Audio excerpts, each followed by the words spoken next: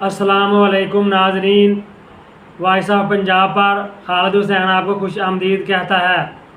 तो नाजरीन, आज से 6 महीने पहले अचानक अडयाला जेल से खान साहब की आंख के मतलब ख़बरें आना शुरू हुई। तो शुरू में हुकूमत ने इन ख़बरों की तरदीद की, लेकिन बाद में मामला जब काफ़ी गंभीर हुआ और सूरत हाल काफ़ी तशवीशनाक हो गई, तो उन्होंने मजबूरन इस बात का इकरार कर लिया कि खान साहब को आँख के इलाज के लिए हस्पताल शिफ्ट किया गया था। नाजरीन, ठीक इसी तरह आज से चंद दिन पहले खान साहब की सेहत के मतलब जेल से खबरें बाहर आना शुरू हुई कि जेल के अंदर खान साहब की सेहत की सूरत हाल काफ़ी तशवीशनाक है और खान साहब की तबीयत दिन ब दिन बिगड़ती जा रही है और वो जिस्मानी तौर पर काफ़ी कमज़ोर हो गए हैं। तो नाजरीन, ये खबरें सामने आ रही थी, तो ख़ुसूसन पिछले 48 घंटों से खान साहब की सेहत के मतलब बाज़ अहम सहाफ़ियों ने गुफ्तगू करना शुरू कर दी और इस पर काफ़ी व्लॉग्स बनाए। तो जिन सहाफ़ियों ने सेहत की सूरत हाल पर बात की, उनमें लीना शिगरी, ज़हीम लगारी, शाकर अवान और सदीक जान शामिल हैं। नाजरीन, बेसिकली सदीक जान ही ने यह खबर ब्रेक की है और उन्होंने दावा किया है कि उनका सोर्स काफ़ी मजबूत और ऑथेंटिक है और ज़रूरत पड़ने पर या वक्त आने पर वो इसे अफशा भी कर सकते हैं। उनकी खबर के मुताबिक खान साहब का जेल के अंदर ब्लड प्रेशर काफ़ी हाई हो गया था, जो कि कंट्रोल में नहीं आ रहा था। जेल के अस्पताल में खान साहब का इलाज मुआवजा किया गया, लेकिन सूरत हाल बेहतर ना हुई, तो मजबूरन जेल इंतज़ामिया ने खान साहब को पिम्स अस्पताल मुंतकिल कर दिया, जहां काफ़ी देर तक खान साहब का इलाज मुआवजा जारी रहा और उसके बाद खान साहब को वापस अडयाला जेल मुंतकिल कर दिया गया। तो नाजरीन, सेहत के मतलब आने वाली इन ख़बरों से मतलब एस्टेब्लिशमेंट ने और दफाई इदारों ने खान साहब की फैमिली और बहनों को भी आगाह कर दिया है और खान साहब की बहनों की तरफ से पुरअसरार खामोशी सामने आ रही है, जो कि कारकुनों में काफ़ी इज़्तिराब का बायस बन रही है और लोग ये सवाल उठा रहे हैं कि खान साहब की बहनें मीडिया पर आकर या प्रेस कॉन्फ्रेंस करके खान साहब की सेहत के मतलब गुफ्तगू क्यों नहीं कर रही, या खान साहब की सेहत को लेकर हुकूमत से कोई मुतालबा क्यों नहीं किया जा रहा, या कारकुनों को एहतजाज की कॉल शॉर्ट नोटिस पर क्यों नहीं दी जा रही। तो नाजरीन, खान साहब की बहनों ने इस खदशे का इज़हार किया है कि ये खान साहब के खाने में कोई ऐसी चीज़ या कोई केमिकल मिला रहे हैं, शामिल कर रहे हैं, जिससे अचानक उनका ब्लड प्रेशर हाई रहने लगा है।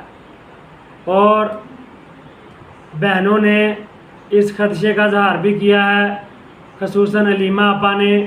कि ये हमारे भाई को मुर्सी बनाना चाहते हैं, जो कि मिस्र के सदर थे और उन्हें जेल के अंदर ही मार दिया गया। तो नाजरीन,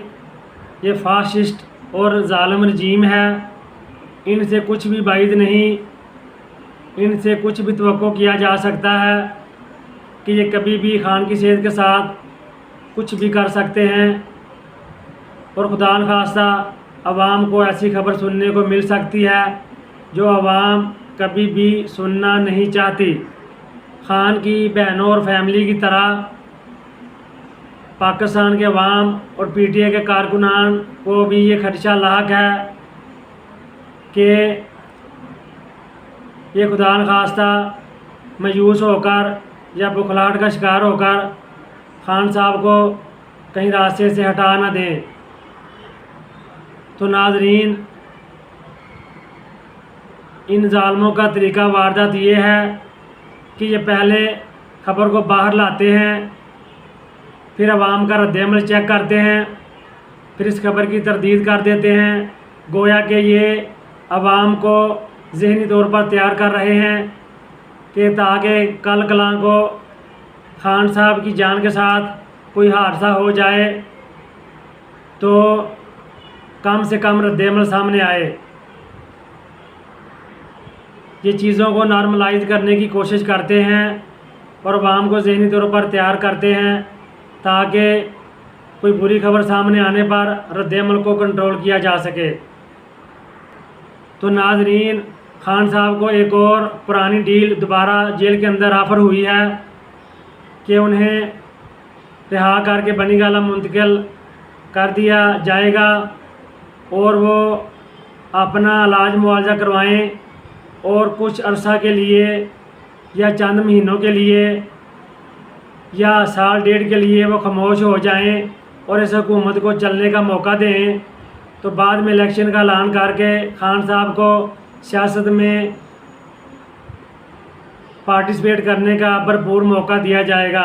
तो खान साहब ने नाज़रीन एक दफ़ा डील को मानने से फिर इनकार कर दिया है और इनके आगे झुकने से और इनकी बात मानने से कैटेगोरिकली इनकार कर दिया है, जिसकी वजह से फैमिली का और अवाम पाकिस्तान को ये खदशा जायज़ तौर पर लाक है कि ये बुखलाहट में आकर या मायूस होकर या खान से खौफज़दा होकर